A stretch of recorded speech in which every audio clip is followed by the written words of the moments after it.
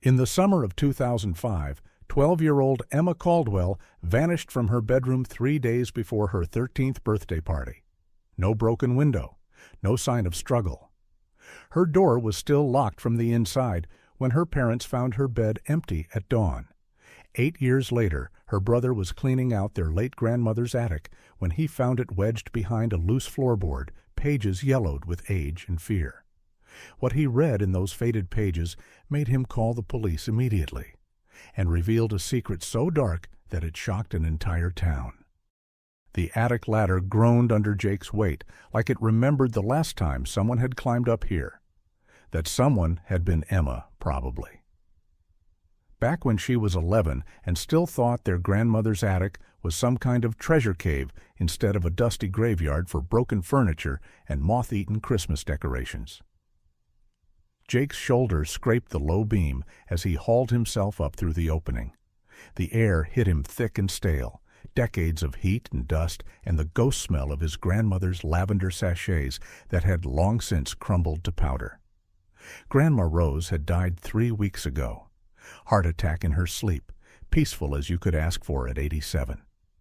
The funeral was small, just family, a few neighbors, Mr. Henderson from down the street, who'd helped her with groceries for years. Now Jake was here alone, sorting through a lifetime of accumulated memories that nobody wanted, but nobody could throw away either. He clicked on his phone's flashlight. The beam cut through floating dust motes, revealing towers of cardboard boxes labeled in his grandmother's careful script. Christmas 1987. Emma's baby clothes, Jim's army things. His chest tightened at that middle box. 8 years, and Emma's name still hit him like a punch to the ribs. Jake was 26 now. Had been 18 when she vanished, old enough to drive, old enough to vote, old enough to protect his little sister, old enough to have stayed home that night instead of going out with friends, drinking beer behind the Walmart and pretending he was more grown up than he was. He pushed the guilt down. Same old weight, same old groove it carved through his thoughts. The floorboards creaked under his boots as he moved deeper into the attic. Most of the boxes were marked and stacked neat, but in the far corner under the sloped roof where the shadows pooled thick, the floor looked wrong. One board sat higher than the rest. Not by much, maybe half an inch, but enough to catch the light funny. Jake knelt, ran his fingers along the edge. The board was loose, held down by nothing but gravity and years of settling dust. He worked his fingertips under it, pried up. The wood came free with a soft groan. Underneath was a gap maybe 8 inches wide, just deep enough for someone small to hide something they didn't want found. And there it was. A red leather diary, smaller than his palm, the kind with a tiny brass lock that wouldn't stop anyone but might slow them down. The leather was cracked now, dried out from years in the heat. The brass had turned green, but he knew it instantly. Emma's diary, the one she wrote in every night after dinner, curled up on her bed with her legs tucked under her, tongue poking out the corner of her mouth when she concentrated. The one that had vanished with her. Jake's hands shook as he lifted it from its hiding place. The leather felt brittle, like it might crack if he squeezed too hard. There was no dust on it. Whoever put it here had wrapped it first, in what looked like an old pillowcase. Why would Emma hide her diary in Grandma's attic? When would she have had the chance? His thumb brushed the tiny lock. It was already broken, the brass clasp hanging loose. Someone had forced it open. Jake sat back on his heels, the diary balanced on his palm like a live thing that might bolt if he moved too fast. 8 years of wondering, 8 years of his parents' careful silences and his mother's red eyes on Emma's birthday every July. 8 years of unanswered questions and cold leads and police officers who stopped returning their calls. And now, this. He opened the cover. The first page was Emma's handwriting, that careful 12-year-old script, all loops and careful spacing. Property of Emma Rose Caldwell. If found, please return immediately. Private. Below that, in smaller letters, this diary belongs to me, and if you're reading this without permission, you're a snoop, and I hope you get in trouble. Jake's throat closed. She'd been such a little smartass. Always had an answer for everything, always thought she was funnier than she was. Always right, too, which made it worse. He turned the page. June 15th, 2005. Today was boring. Mom made me clean my room again, even though it wasn't even messy.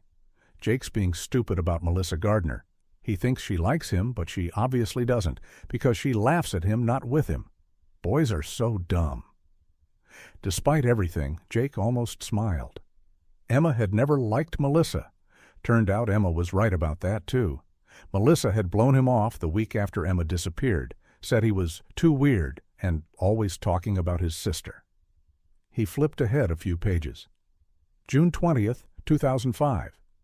Mr. Henderson helped Mom bring in groceries today. He's so nice. He asked if I needed help with my math homework. I said yes, because algebra is stupid and impossible. He said he'd come by tomorrow after school to help. Jake frowned. Mr. Henderson, Frank Henderson, the retired math teacher who lived 4 houses down. Jake remembered him vaguely from that summer. Tall, thin man with gray hair and kind eyes behind wire-rimmed glasses. Always helping neighbors, always had time to fix a broken fence or explain a homework problem. He'd been one of the first to join the search when Emma went missing. Organized half the neighborhood, handed out flyers, coordinated with the police. Jake's parents still spoke of him with gratitude, how he'd held the family together when they were falling apart. Jake turned more pages, looking for the last entry. Something cold was starting to curl in his stomach, though he couldn't say why. July 3rd, 2005. Something's wrong, but I don't know what. Mr. Henderson came by again today for homework help, but we didn't do any homework. He just asked questions, like what time do Mom and Dad get home from work? Do I ever stay home alone? What do I do when I'm by myself? Jake's blood went cold. July 5th, 2005. I found pictures. Mr. Henderson dropped his folder when he was leaving, and photos fell out. Pictures of me, at the bus stop, in our backyard, through my bedroom window. He said they were for a neighborhood safety project, but that doesn't make sense. Why would he need pictures of me in my pajamas for safety? Jake's hands were shaking now. The diary felt heavier, like the words were made of lead. July 7th, 2005. I tried to tell Mom about the pictures, but she said Mr. Henderson is just being nice, and I shouldn't be suspicious of people who help us. She said I have an overactive imagination, but I know what I saw, and I know he's been driving past our house every day, even when he doesn't stop. July 9th, 2005. He knows I know. Mr. Henderson was here when I got home from school, sitting in the kitchen with Mom, drinking coffee like everything's normal. But when Mom went to get more sugar, he looked at me and smiled. Not a nice smile, a different one. He said, "We should talk soon, Emma. Just you and me, about those pictures." I wanted to run, but my legs wouldn't move. Jake's chest was tight, like someone was squeezing his ribs. He could barely make out the words now. Emma's handwriting was getting messy, hurried. July 10th, 2005. Tomorrow is my birthday party. I should be excited, but I'm scared. Mr. Henderson said he has a special present for me. He said it's something we'll have to keep secret from Mom and Dad. He said if I'm a good girl and don't cause trouble, everything will be fine. But if I tell anyone about our private conversations, something bad might happen to Jake. The diary slipped from Jake's numb fingers, fell open to the last page. July 11th, 2005. If someone finds this, I hid it here because it's the only place he doesn't know about. Mr. Henderson is taking me somewhere tonight. He said it's just for a little while, just until I learn to be quiet. He said no one will believe me anyway, because everyone trusts him. He said Jake will be safer if I go with him and don't fight. If I don't come back, please tell Jake it's not his fault. Please tell Mom and Dad I love them, and please don't let Mr. Henderson hurt anyone else. The entry ended there. No signature, no final words, just silence. Jake sat in the dusty attic, Emma's diary open in his lap, and felt his world tilt sideways. Mr. Henderson, the kind neighbor, the helpful retiree, the man who'd organized search parties and comforted his parents and shaken Jake's hand at Emma's memorial service, the man who lived 4 houses down, The man who was probably home right now, watering his roses and reading the evening paper. The man who had stolen his sister. Jake drove home with Emma's diary pressed between his palm and the steering wheel, her words burning through his skull like acid. Henderson is taking me somewhere tonight. Please tell Jake it's not his fault. Please don't let Henderson hurt anyone else. His hands shook so hard he had to pull over twice, once at the red light by the grocery store, once in the parking lot of the old Dairy Queen where Emma used to get birthday cake ice cream every July 12th. Both times he sat there gulping air that wouldn't fill his lungs, staring at houses and storefronts that looked exactly the same as they had 8 years ago. Like nothing had changed, like the world hadn't just cracked open and shown him the rot underneath. Frank Henderson still lived on Maple Street, still got his mail every morning at 9 sharp, still waved at neighbors and helped Mrs. Garcia next door with her garbage cans. Still walked past the Caldwell house every evening on his constitutional, as he called it. Still stopped to chat with Jake's dad about the weather, the baseball season, how well the tomatoes were growing this year. Jake's stomach lurched. He shoved the car door open just in time to vomit into the Dairy Queen parking lot. Coffee and bile, and 8 years of not knowing. 8 years of wondering if Emma was dead in a ditch somewhere or living under a new name in some distant city. 8 years of his parents' careful hope and careful despair. 8 years of Henderson's sympathy casseroles and Christmas cards. By the time Jake pulled into his parents' driveway, the sun was setting behind the maples that lined Maple Street. Golden light slanted through the leaves, warm and peaceful, like a postcard of small-town America. 4 houses down, Henderson's porch light was already on. Jake could see the old man's silhouette moving behind the front window, probably fixing dinner, probably planning his evening walk, probably thinking about whatever the hell monsters think about when they're pretending to be human. Jake's parents were in the kitchen when he walked in. Dad reading the paper at the table, Mom stirring something that smelled like beef stew. The same scene from 1,000 dinners, except now it felt like theater, like they were all just playing parts in a story that had ended 8 years ago. "How'd it go at Grandma's?" Mom asked without turning around. Linda Caldwell was 51 now, graying at the temples, lines around her eyes that hadn't been there before Emma disappeared. She worked at the elementary school office, answered phones and sorted mail and made sure kids got picked up by the right people. She'd gotten very good at making sure kids got picked up by the right people. "Fine," Jake said. His voice sounded normal, steady. "Just a lot of old stuff." Dad looked up from the sports section. Tom Caldwell was built like a tree trunk, thick shoulders, thick hands, thick neck that went red when he was angry or upset. He managed the hardware store downtown, knew everyone in a 50-mile radius, could fix anything that broke and break anything that needed fixing. He hadn't been able to fix Emma's disappearance.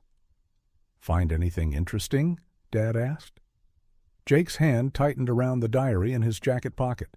The leather was still warm from his palm, still brittle with age and secrets. Something bad might happen to Jake. Everyone trusts him. Please don't let Henderson hurt anyone else. "Just some old photos," Jake said. "Family stuff." Mom smiled, the careful smile she'd worn for 8 years, bright enough to hide the cracks, never quite reaching her eyes. "That's nice, honey. She kept everything, didn't she? Even your old report cards."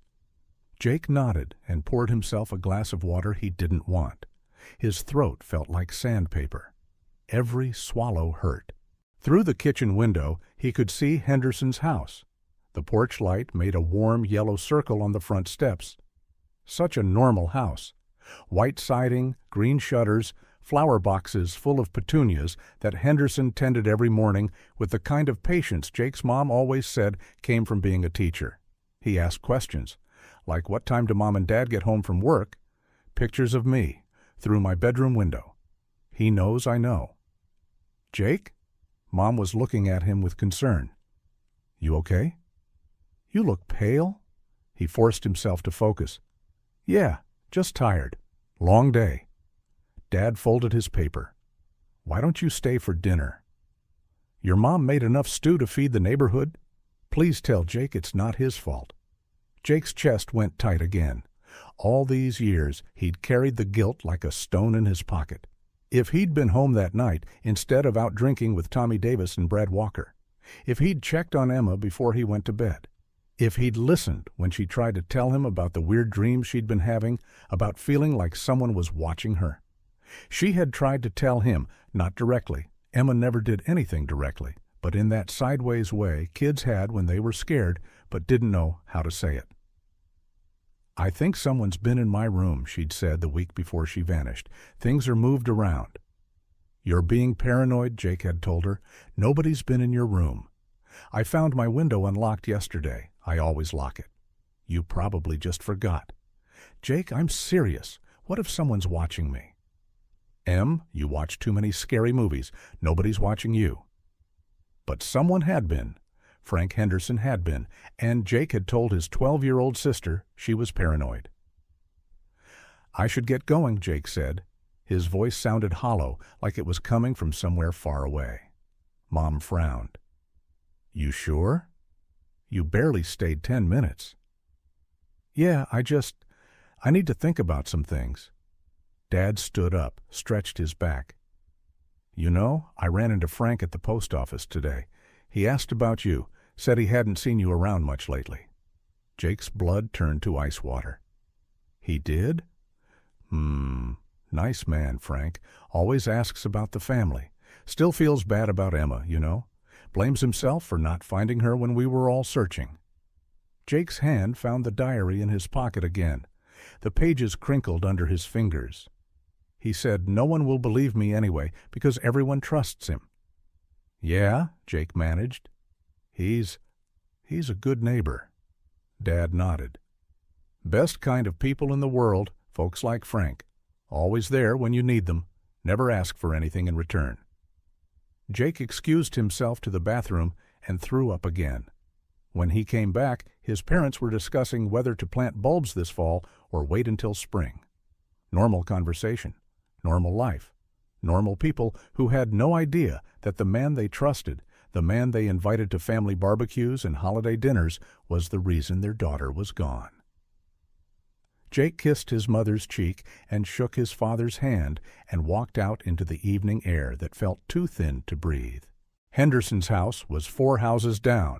Jake could walk there in 30 seconds, could knock on the door, ask the questions that were tearing through his skull like hornets. "Where is she? What did you do to her? How many other kids?" Instead, he got in his car and drove to the police station. The evening desk sergeant was a woman Jake didn't recognize, maybe 30, tired eyes, coffee stain on her uniform shirt. She looked up when he walked in, took in his pale face and shaking hands.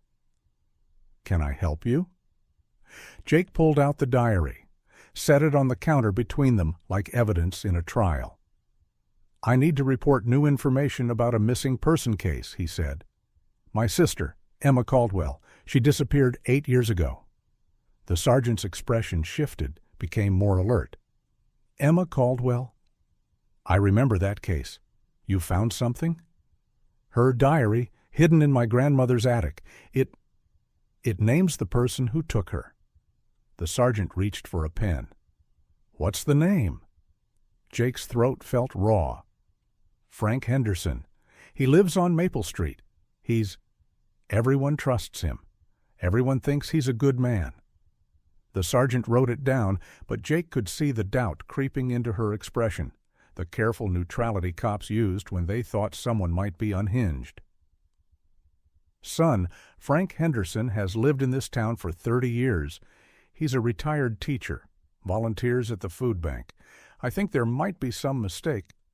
"Read it," Jake said, pushing the diary across the counter. "Just read the last few entries." She opened it reluctantly, flipped to the end. Jake watched her face change as she read Emma's words, watched the doubt turn to something sharper, more focused. When she finished, she looked up at him with different eyes. "We'll need to get a detective involved," she said. This is serious. But you have to understand, a diary alone isn't enough for an arrest warrant, especially after 8 years. Jake's hands clenched into fists. "So what are you saying?" "I'm saying we'll investigate. We'll talk to Henderson, see what he has to say, but without additional evidence." She wrote down everything, the pictures, the threats, the way he manipulated my parents. "I believe you, but a defense attorney would say a 12-year-old girl could have written anything, could have made it up, could have been confused about what she saw." Jake stared at her. "You think my sister made up her own kidnapping?" "I think we need more than a diary to convict a man who's been a pillar of this community for 3 decades. Jake took the diary back, held it against his chest like armor. "What if I can get more evidence?" The sergeant's eyes narrowed. "What kind of evidence?" "I don't know yet, but if he took Emma, if he's had her all this time, there has to be something, some trace, some proof." The woman leaned forward, voice gentle but firm. "I need you to promise me you won't do anything dangerous. If Frank Henderson is guilty of what this diary suggests, he's extremely dangerous. You can't confront him alone." Jake nodded, but his fingers were already tracing the shape of his car keys in his pocket. He had no intention of waiting for the police to decide whether Emma's words were worth believing. Frank Henderson lived 4 houses down from the family he'd destroyed, and Jake was done pretending that was a coincidence. Jake sat in his car outside the police station for 20 minutes, engine off, Emma's diary burning a hole in his jacket pocket. The sergeant's words echoed in his skull. Without additional evidence, a diary alone isn't enough. He's been a pillar of this community. 8 years. 8 goddamn years Henderson had walked free while Emma's face stared out from missing person flyers that gradually faded and peeled and blew away in the wind. 8 years of Henderson helping with neighborhood watch meetings, bringing casseroles to sick families, organizing the annual block party where kids played in sprinklers and parents drank beer from red cups, and everyone said what a blessing it was to live somewhere safe. Safe. Jake's hands clenched the steering wheel until his knuckles cracked. He drove home through streets that looked like a movie set, white picket fences and maple trees, and porch lights glowing warm against the gathering dark. The kind of place where people didn't lock their doors, where kids rode bikes until street lights came on, where everyone knew everyone and trusted their neighbors. The kind of place where a man could steal a child and spend 8 years living 4 houses away from her broken family. Jake's apartment was a converted garage behind the Kowalski house on Pine Street, close enough to his parents that he could check on them, far enough that he didn't have to see Emma's empty bedroom every day. He'd moved back after college, told himself it was temporary, told himself he'd leave once his parents were okay. His parents would never be okay. Neither would he. Jake poured himself 3 fingers of bourbon and sat at his kitchen table with Emma's diary open in front of him. Reading her words again, looking for details he might have missed, clues that might point towards something the police couldn't ignore. July 5th, 2005. I found pictures. Henderson dropped his folder when he was leaving, and photos fell out. Pictures of me, at the bus stop, in our backyard, through my bedroom window. Emma's bedroom window faced the backyard. From the right angle, you could see straight into her room from the alley that ran behind the houses. Henderson's house backed up to the same alley. Jake knocked back the bourbon, felt it burn his throat raw. He'd walked that alley 1,000 times as a kid, cutting through to Tommy Davis's house, sneaking out to meet girls, taking shortcuts to the corner store. It was narrow, overgrown, lined with chain-link fences and garbage cans in the backs of garages where people stored lawnmowers and Christmas decorations. Perfect for someone who wanted to watch without being seen. Perfect for someone who knew the neighborhood routines, who knew when parents worked late and kids walked home alone. Jake grabbed a flashlight from the junk drawer and headed back out into the night. The alley was darker than he remembered. Streetlights didn't reach back here, just the spill of light from scattered porch lamps and bedroom windows. His boots crunched on gravel and broken glass, kicked at beer cans and fast food wrappers that drifted like urban tumbleweeds. The Caldwell house sat mid-block, a two-story colonial with white siding and blue shutters that his dad repainted every 3 years like clockwork. Emma's bedroom was on the second floor, corner room, windows facing both the street and the alley. Jake stopped directly behind the house and tilted his head up. The window was dark now. His parents had turned Emma's room into a sewing space for his mother, though she never actually sewed anything. Just sat in there sometimes, staring at the walls, touching the furniture Emma had picked out when she turned 10 and decided she was too old for cartoon bedsheets. From where Jake stood, he could see straight into the room, could make out the shape of Emma's old desk, her bookshelf, the rocking chair where she used to read before bed. If Henderson had stood here with a camera, he would have had a perfect view of a 12-year-old girl getting ready for school, doing homework, changing clothes. Jake's stomach turned. He swept the flashlight beam along the ground, looking for something, anything that might prove Henderson had been here. Nothing but weeds and trash and the detritus of 8 years. He moved down the alley toward Henderson's house, counting back gates and fence posts. The old man's property was easy to spot, the only yard that was perfectly maintained, grass cut in neat diagonal lines, flower beds that looked like magazine photos. Henderson's house was dark except for the porch light and a faint glow from what looked like the basement windows. Basement windows. Jake's pulse kicked. Emma's diary hadn't mentioned a basement, but that didn't mean anything. A basement would be perfect for hiding someone. Soundproof. Private. Underground where screams wouldn't carry. He crept closer, staying low behind the fence line. Henderson's backyard was bigger than most, deep enough for a vegetable garden, a tool shed, and a concrete patio where the old man sometimes sat in the evenings with his newspaper and a glass of lemonade. Such a normal yard, such a normal house, such a normal monster. The basement windows were small, set just above ground level, designed to let in light during the day. Now they glowed with the pale flicker of what might have been a television. Jake pressed himself against the fence, trying to get a better angle. The windows were too small to climb through, but large enough to see into if you got close. If you were desperate enough. If you had a little sister who'd been missing for 8 years and a diary that said she was taken by the helpful neighbor everyone trusted. Jake was reaching for the gate latch when a voice cut through the darkness behind him. Beautiful evening for a walk. Jake spun around, heart hammering against his ribs. Frank Henderson stood 10 feet away, hands in his pockets, wearing a cardigan and slippers like he'd just stepped out to check the mail. His white hair caught the faint light from the alley's single working street lamp. He looked exactly the same as he had 8 years ago. Same kind eyes behind wire-rimmed glasses. Same gentle smile. Same grandfatherly face that had fooled an entire town. "Jake," Henderson said, voice warm with recognition. "I thought that was you. What brings you to my neck of the woods?" Jake's mouth went dry. His hand found the diary in his jacket pocket, gripped it like a weapon. "Just walking," he managed. "Couldn't sleep." Henderson nodded sympathetically. "I know that feeling. Some nights the mind just won't quiet down, will it? Especially when we're carrying heavy thoughts." The words felt loaded, deliberate, like Henderson knew exactly what thoughts Jake was carrying. "Your parents told me you've been cleaning out your grandmother's attic," Henderson continued, taking a small step closer. "Find anything interesting up there?" Jake's blood turned to ice. His parents hadn't mentioned the attic to Henderson. Jake was sure of it. They'd barely talked about Grandma's death, except in whispers, afraid that any mention of loss might reopen the Emma wound. So how did Henderson know? "Just old stuff," Jake said. His voice sounded thin, stretched tight. Henderson's smile widened just a fraction.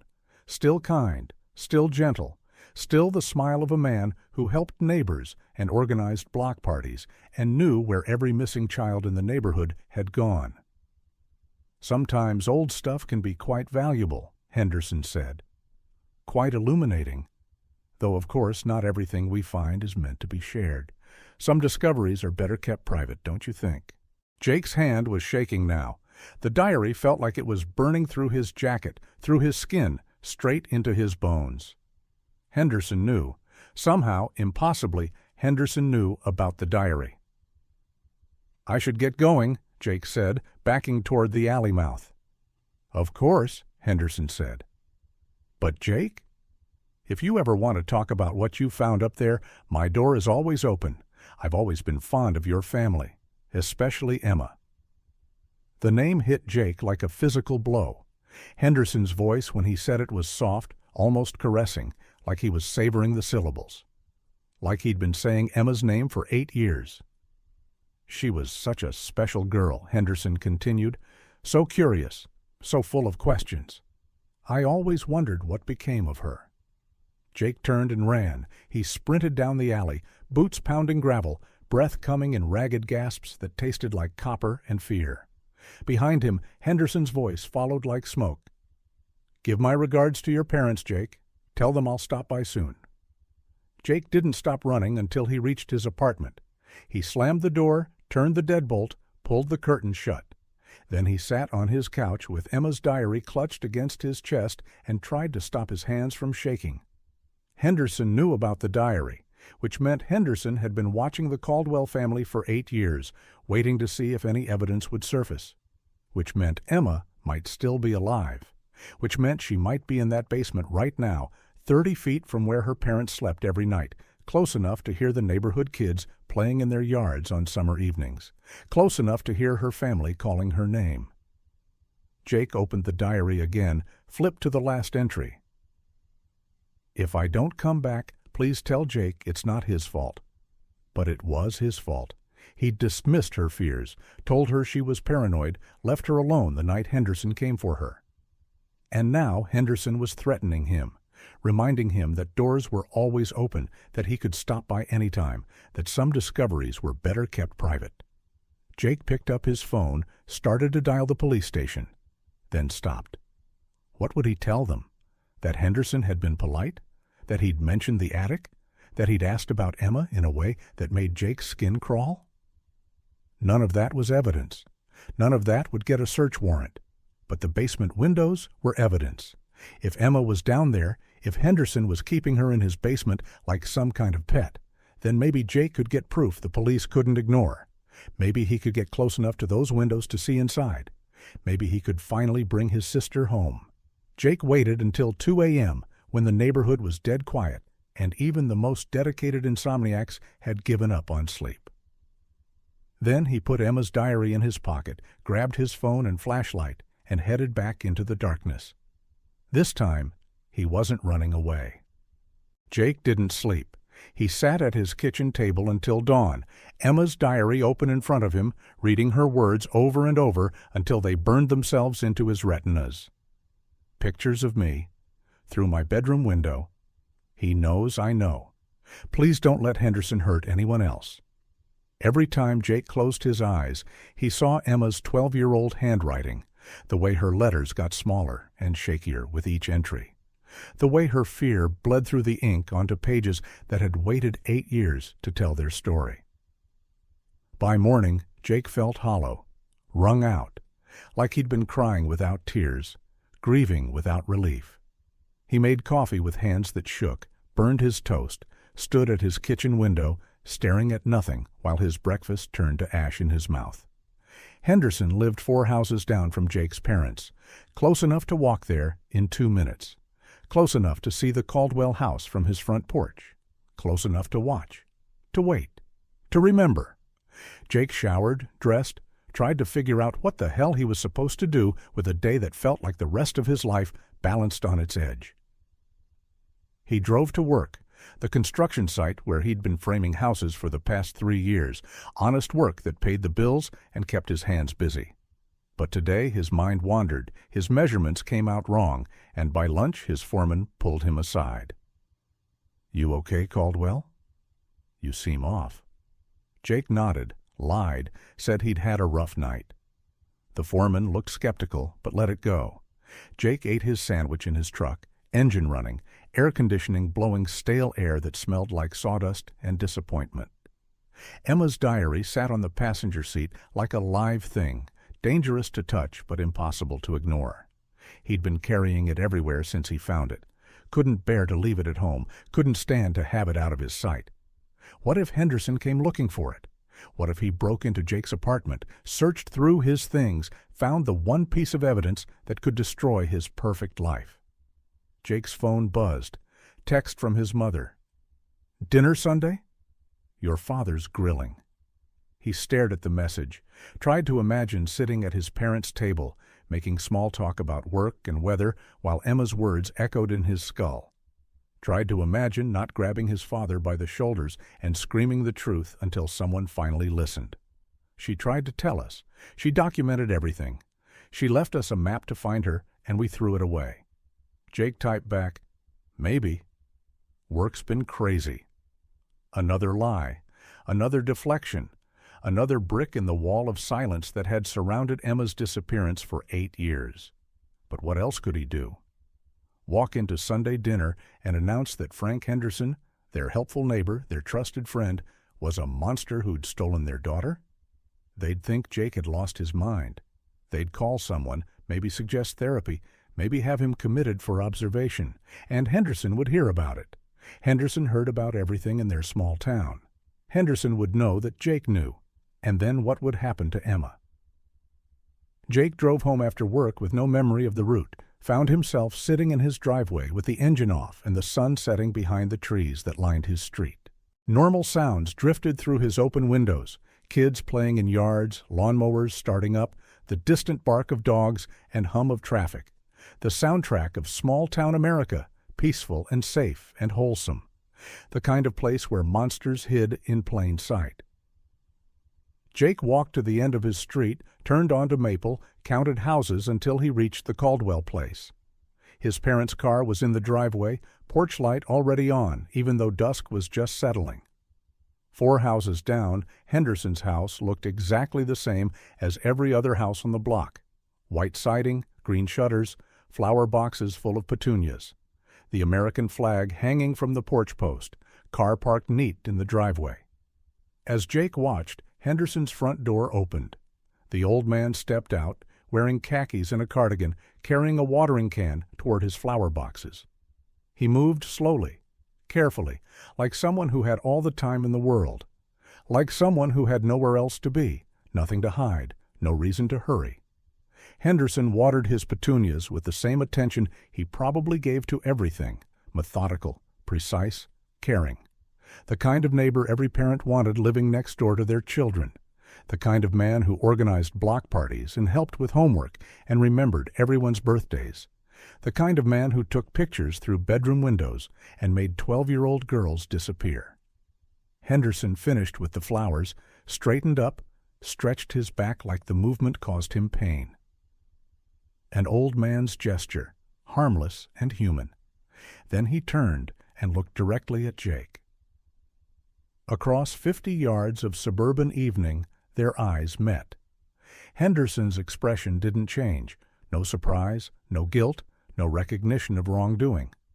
Just a polite nod, the kind neighbors exchanged when they spotted each other across the street. Henderson raised his hand in a small wave. Jake's blood turned to ice water, but he found himself waving back. Some automatic response, some ingrained politeness that kicked in before his brain could stop it. Henderson smiled, that same gentle, grandfatherly smile Jake remembered from childhood. Then he turned and walked back into his house, closing the door with a soft click that somehow carried across the distance. Jake stood on the sidewalk for a long time after Henderson disappeared, watching the house, waiting for something to happen. Nothing did. Lights came on in the living room, then the kitchen. Normal evening sounds, normal evening routines. But Jake couldn't shake the feeling that Henderson had been expecting him, that the old man had known Jake would come, had been waiting for this moment since the day Emma's diary surfaced in their grandmother's attic, had been waiting for Jake to finally understand what everyone else in town refused to see. Jake walked home as darkness settled over Maple Street like a blanket, Henderson's wave replaying in his mind like a greeting between old friends, or a warning between enemies who finally knew where they stood. Jake started watching Henderson's house the next morning. Not close enough to be obvious. Just a guy taking walks, jogging past, sitting on the bench at the corner bus stop with a newspaper he wasn't reading. The kind of casual surveillance that looked like coincidence if anyone bothered to notice. Henderson's routine was precise as a Swiss watch. Coffee on the front porch at 7 sharp, reading what looked like the morning paper. Trip to the post office at 9:15, always stopping to chat with Mrs. Patterson about her roses or Principal Walsh about the upcoming school year. Grocery shopping on Wednesdays. Library visits on Fridays. Church every Sunday morning, third pew from the front, shaking hands with the pastor and complimenting whoever had brought the coffee cake for fellowship hour. The perfect neighbor, the model citizen. But Jake was looking for cracks now, watching for the moments when Henderson's mask might slip. And he found them. Little things. Tiny inconsistencies that probably meant nothing to anyone else, but felt like neon signs to Jake's paranoid brain. The way Henderson's grocery bags always seemed too heavy for just one person. The way he sometimes made 2 trips from his car, carrying plastic sacks that clinked like they held more than one person's worth of canned goods. The way Henderson always parked in his driveway instead of the garage, like he needed quick access to his car. The way he never stayed outside past sunset, never lingered on his porch after dark like other neighbors did on warm summer evenings. And the basement windows. Jake couldn't stop staring at those basement windows. During the day they looked normal, dark rectangles set into the foundation, probably used for storage or a workshop. But at night there was always a faint glow. Not bright enough to really notice unless you were looking for it, but consistent enough that Jake started timing it. Lights on at 7 p.m., off at 11, sometimes midnight, like someone was keeping regular hours down there, like someone had a schedule to maintain. Jake bought a pair of binoculars at the sporting goods store, told the clerk he was thinking about birdwatching. Felt ridiculous carrying them home, but paranoia had killed his shame somewhere around day 3 of his surveillance.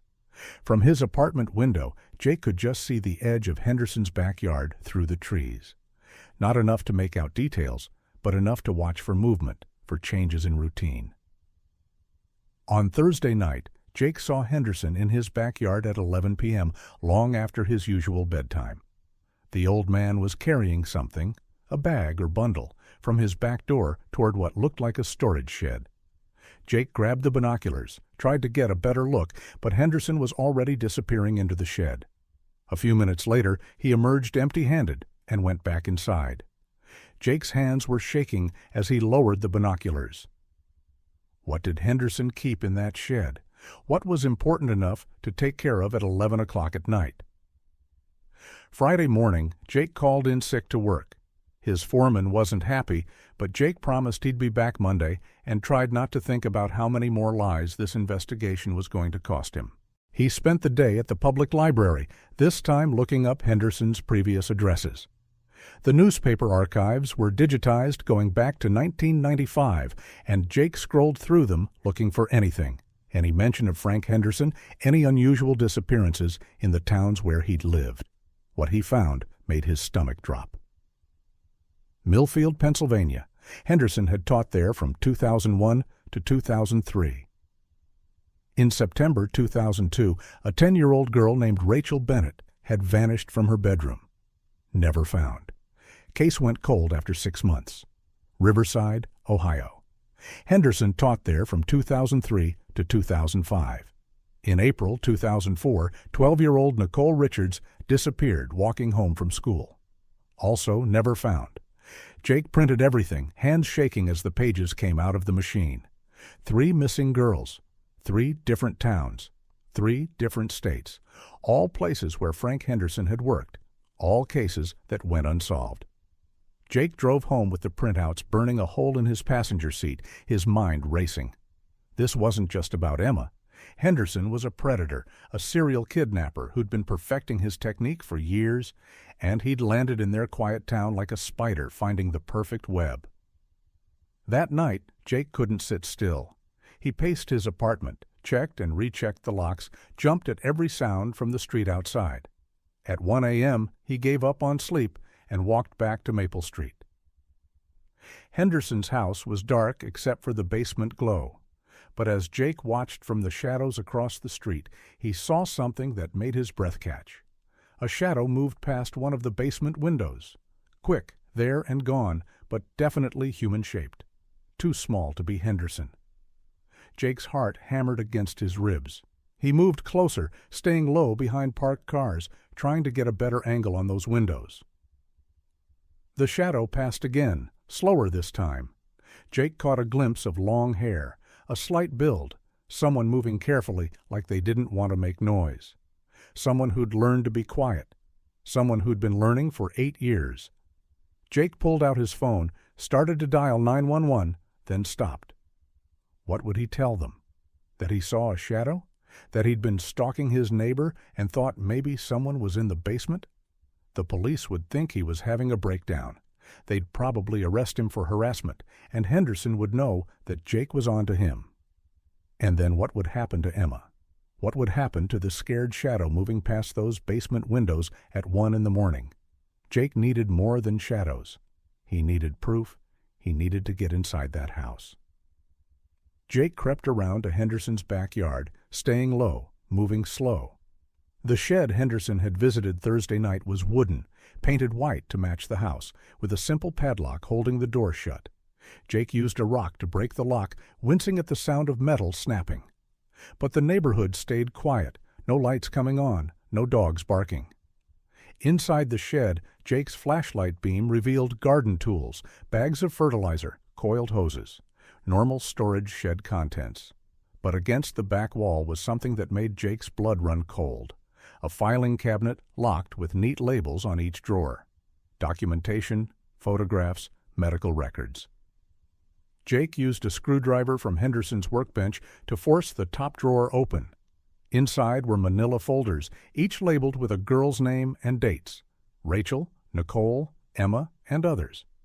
Names Jake didn't recognize, faces smiling out from school photos and family snapshots. More girls, more missing children, more lives Henderson had stolen. Jake's hands shook as he opened Emma's folder.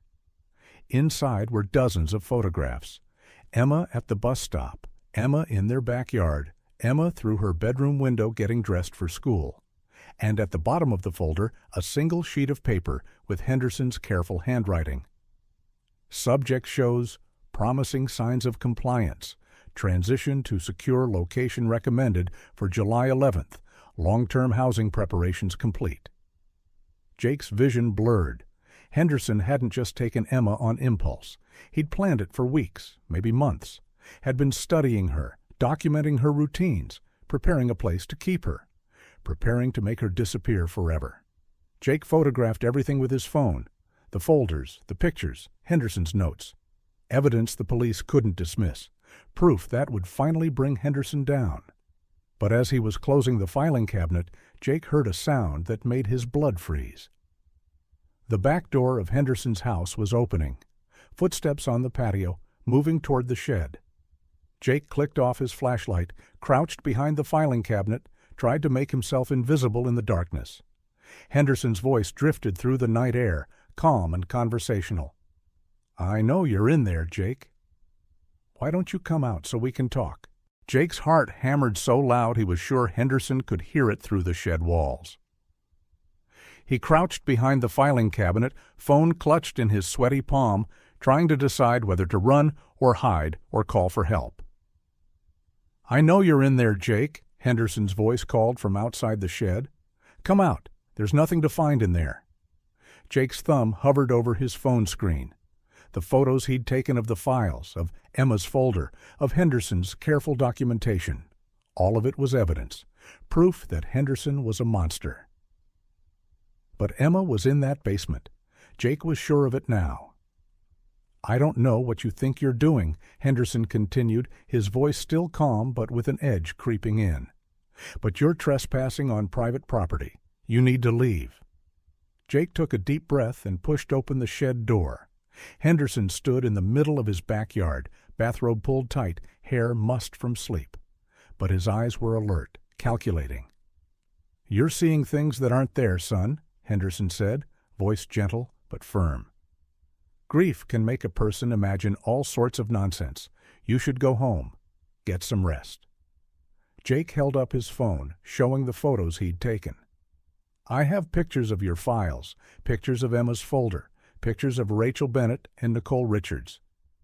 Henderson's expression didn't change, but Jake caught a flicker of something in his eyes. "I don't know what you're talking about. You're confused, Jake, upset.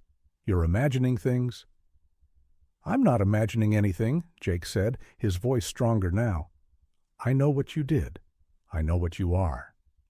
Henderson took a step closer, hands raised peacefully.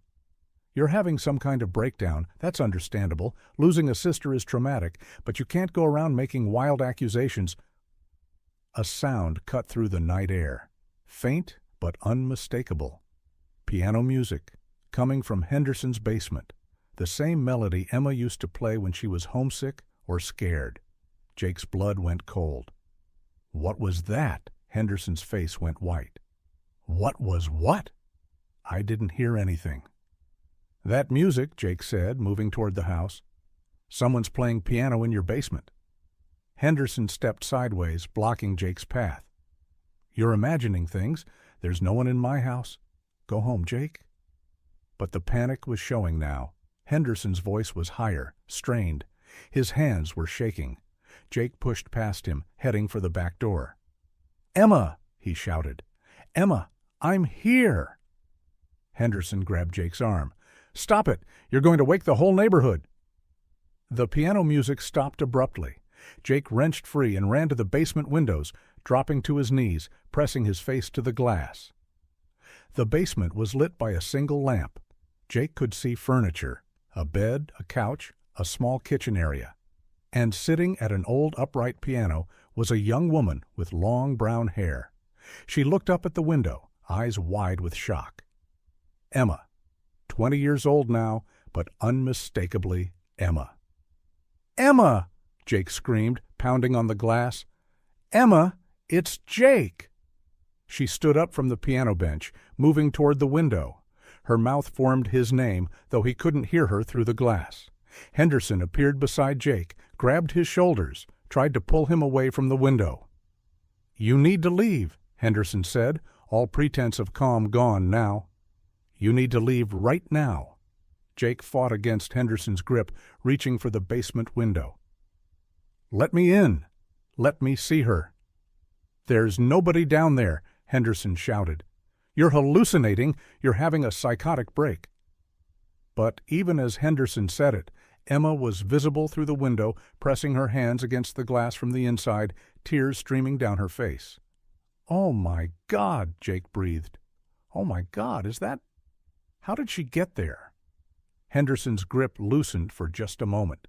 His face went through a series of expressions: panic, confusion, then something that looked almost like relief. "Oh, no," Henderson said, his voice changing completely. "Oh, no, Jake, I can explain this. This isn't what it looks like." Jake stared at him. "What do you mean this isn't what it looks like?" "That's Emma. That's my sister." Henderson's hands fluttered helplessly. I found her, Jake. Years ago. She was hurt, confused. She didn't remember who she was. I've been taking care of her."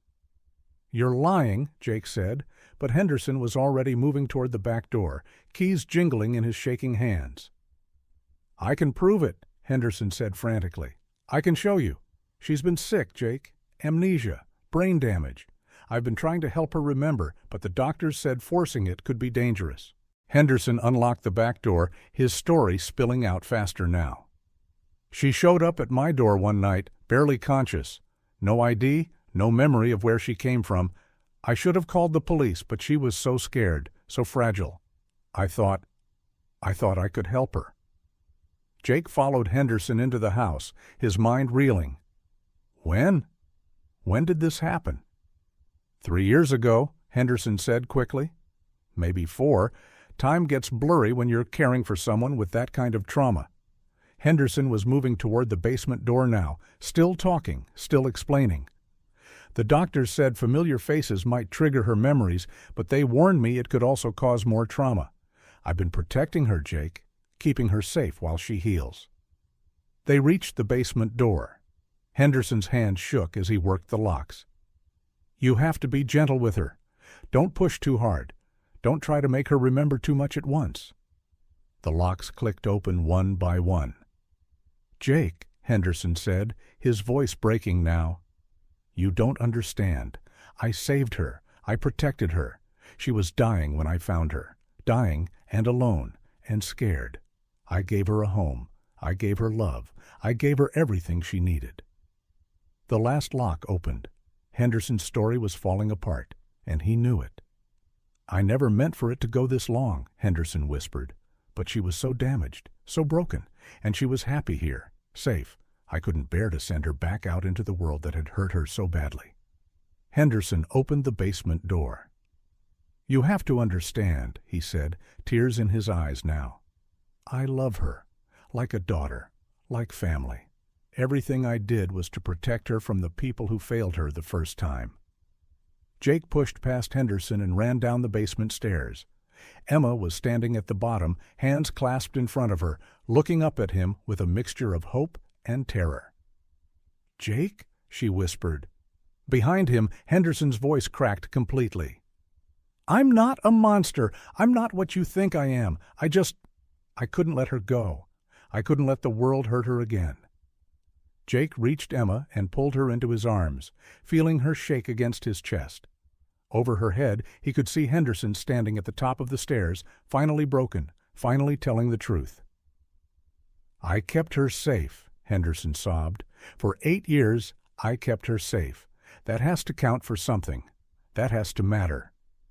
Jake held his sister tighter and reached for his phone to call 911. The nightmare was finally over. Jake held Emma against his chest, feeling how small she was, how fragile, like 8 years of captivity had worn her down to bird bones and whispered breath. "It's okay," he murmured into her hair, words he'd dreamed of saying for 8 years. "It's okay, Em. I'm here. I found you." She pulled back to look at his face, her hands trembling as they touched his cheeks, like she couldn't believe he was real. "You grew up," she said, voice cracked with disuse and tears. "You look so different." Jake's throat closed. Emma looked different too, still his little sister's face, but hollow around the eyes, careful in a way that spoke of years learning when to be quiet, when to be invisible, when to be grateful for scraps of kindness. Above them, Henderson had stopped sobbing. Jake could hear him moving around upstairs, footsteps creaking across the kitchen floor. "We need to go," Jake said, pulling out his phone. "I'm calling the police." Emma's eyes went wide, panicked. "No," she whispered. "He'll hear you. He doesn't like it when I'm loud."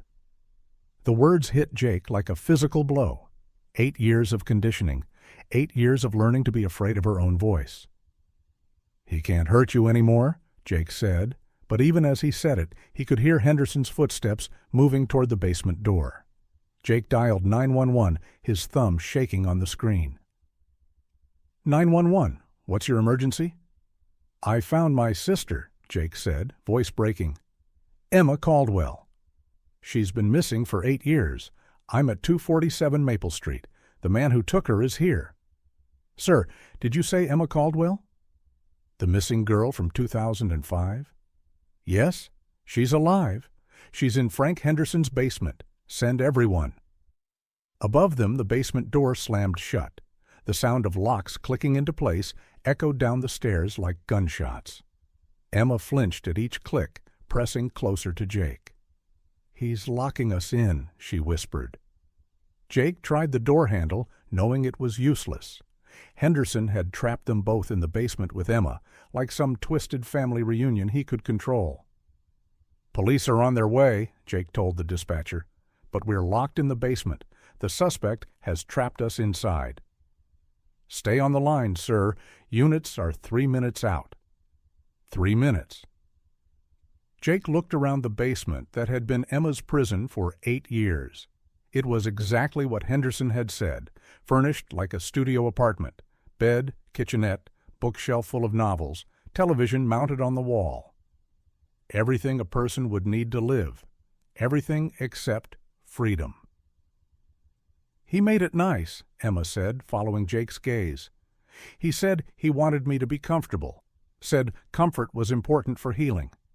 Jake's hands clenched into fists. "Em, you know this isn't normal, right? You know he kidnapped you?"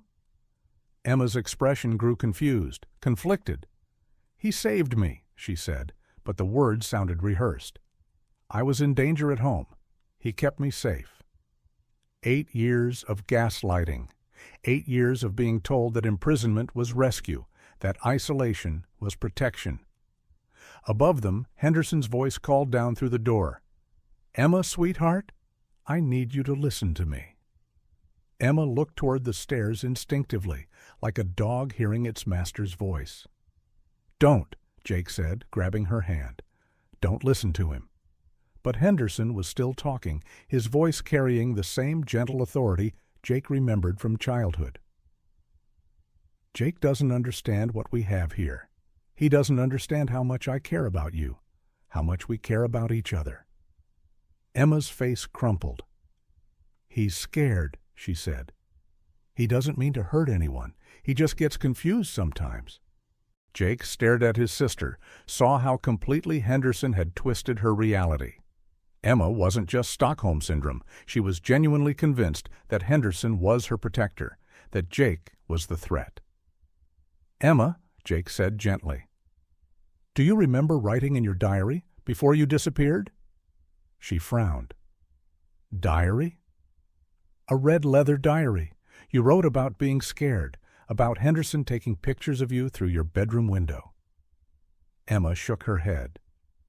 "I don't remember that. Frank says I used to have nightmares, paranoid thoughts. He helped me work through them." Henderson's voice came through the door again. "The police will want to separate us, Emma. They'll try to convince you that what we have is wrong. But you know better, don't you? You know how much I love you." Sirens wailed in the distance, getting closer. Emma's breathing quickened. "They're going to take me away," she said. "They're going to put me in a hospital. Frank said they would." "No," Jake said firmly. "They're going to take you home, to Mom and Dad, to your real family." "This is my family," Emma said, tears streaming down her face. "Frank is my family. He's the only one who never left me." The words cut deep. Jake remembered every time he'd brushed Emma off, every birthday party he'd missed, every moment he'd chosen his own life over protecting his little sister. "I left you," Jake said, his voice breaking. "I failed you, but I'm here now. I'm not leaving again." The sirens were louder now, multiple vehicles pulling up outside. Jake could hear car doors slamming, voices shouting orders. Henderson's voice through the door was desperate now. "They don't understand us, Emma. They don't understand what we've built together. But you know, don't you? You know how good we are together." Heavy footsteps on the floor above. Police in the house. "Frank Henderson, this is the police. We have a warrant. Come out with your hands visible." The basement door rattled as someone tried the handle from the other side. "We're down here," Jake shouted. "Emma Caldwell is down here." More voices, urgent radio chatter. Then the sound of power tools, officers cutting through Henderson's locks. Emma pressed against Jake, shaking. "I don't want to go," she whispered. "I want to stay here. This is my home." The door burst open. Flashlight beams cut through the basement like searchlights. Police officers in tactical gear thundered down the stairs. "Emma Caldwell?" The first officer was a woman, voice gentle despite the chaos. "Emma, I'm Officer Martinez. You're safe now." Emma shrank back against the wall. "I want Frank," she said. "Where's Frank?" "He's being arrested," Officer Martinez said. "Emma, do you remember your family? Your parents, Linda and Tom Caldwell?" Emma looked confused, lost. "Frank is my family." Jake's heart broke all over again. Henderson hadn't just stolen Emma's body. He'd stolen her mind, her memories, her understanding of who she was supposed to be. More officers filled the basement, taking photos, collecting evidence. The space that had been Emma's entire world for 8 years was now a crime scene. "We need to get you both to the hospital," Officer Martinez said. "Emma needs medical evaluation, and Jake, you'll need to give a full statement." As they led Emma up the stairs, she looked back at the basement one more time. "This was my home," she said quietly. Jake put his arm around her shoulders. "Your real home is 4 houses down," he said. "Mom and Dad are waiting. They never stopped waiting." Outside, Frank Henderson sat in the back of a police cruiser, hands cuffed behind his back. When he saw Emma, his face crumpled. "I love you," he called out through the car window. "Everything I did was because I love you." Emma stopped walking, stared at Henderson with confusion and something that looked like grief. "I know," she said softly. And Jake realized that the hardest part wasn't over. Finding Emma was just the beginning. Now they had to figure out how to bring her home. 6 months later, Jake sat in the visitor's room at Riverside Psychiatric Hospital, watching Emma work on a puzzle. Her hands were steadier now, her eyes clearer. The doctors said she was making progress. "I remembered something yesterday," Emma said without looking up from the puzzle pieces. "About my 13th birthday party, the one I never got to have." Jake's throat tightened. "Yeah? You were supposed to help with decorations, but you went out instead." Emma's voice was matter-of-fact, not accusing. "I was mad at you." "I'm sorry," Jake said for the 100th time.